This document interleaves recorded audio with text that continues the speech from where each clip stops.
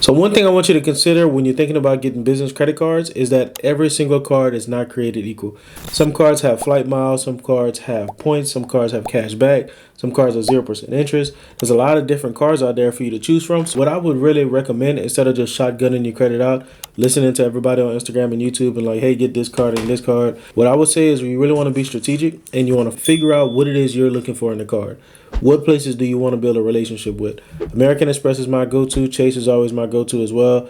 American Express has good cards with good points with flight miles. So I travel for free. I fly for free.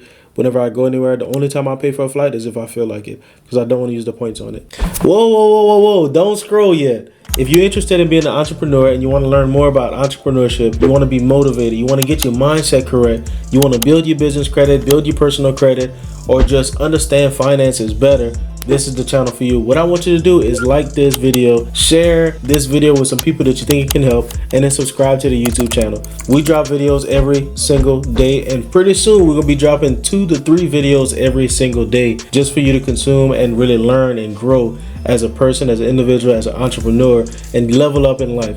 So I look forward to seeing you in the next video. This channel is gonna take you one step closer to living the rich life. So like, share, comment, and subscribe, and I'll talk to you soon.